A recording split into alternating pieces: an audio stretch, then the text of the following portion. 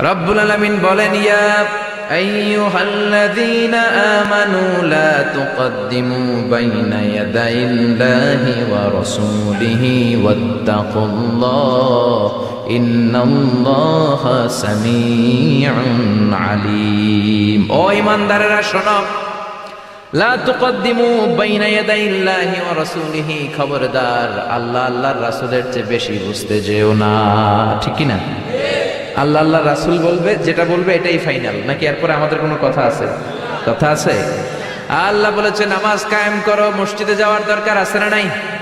মসজিদের সাথে অন্তরটা থাকার দরকার আছে না নাই? বিষ্ণু বললেন 7 শ্রেণীর লোককে রব্বুল আলামিন কিয়ামতের দিন আরশের নিচে ছায়া দিবে।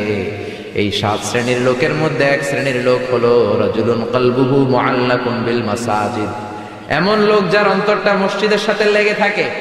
ফজর পরে চিন্তা করে জোহর পড়ব কোথায়, জোহর পরে চিন্তা করে আসর পড়ব কোথায়, আসরের পরে চিন্তা করে মাগরিব পড়ব কোথায়। এরকম কিছু লোক আছে না নাই? আবার কাজী নজরুল নামাজ বেশি পড়তে না পারলেও মসজিদের জন্য মায়া ছিল, দয়া ছিল, আল্লাহর কাছে দোয়া করেছেন, আল্লাহ জীবনে বেশি নামাজ পড়তে পারি নাই, কিন্তু মসজিদের পাশে তুমি আমার কবর করে দিও। কবুল করে নিলেন কে? মসজিদেরই পাশে আমায় কবর দিও ভাই, যেন গোরে হতেও মুয়াজ্জিনের আযান শুনতে পাই। আমার গোরের পাশে দিয়ে ভাই নামাজিরা যাবে, পবিত্র সেই পায়ের ধ্বনি এ বান্দা শুনতে পাবে। গোরাজাব হতে গুনাহগার পাইবে রে হাই, মসজিদেরই পাশে আমায় কবর দিও ভাই।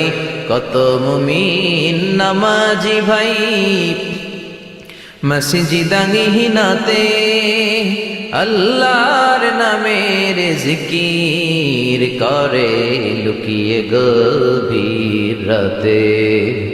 আমি তাদের সাথে ওই আল্লাহর নাম জপতে চাই, আল্লাহর নাম জপতে চাই। পড়েন, মসজিদেরই পাশে আমায় কবর দিও ভাই। চিল্লায় পড়েন আমিন। ওনার দোয়া কবুল করে নিয়েছে কে? ঢাকা বিশ্ববিদ্যালয়ের কেন্দ্রীয় মসজিদের পাশে ওনার কবর আমি নিজে জিয়ারত করেছি। এজন্য আল্লাহ বললেন, খবরদার, আমি আল্লাহ যেই বিধান দিয়েছি, আমার নবী যেটা বলেছে এইটা থেকে বেশি বোঝা যাবে। আমি বলেছি নামাজ কায়েম করো, আর কোনো কথা নাই, ঠিক কি না? আমি বলেছি চুরি করলে হাত কেটে দাও, আর কোনো কথা নাই। কার আইন?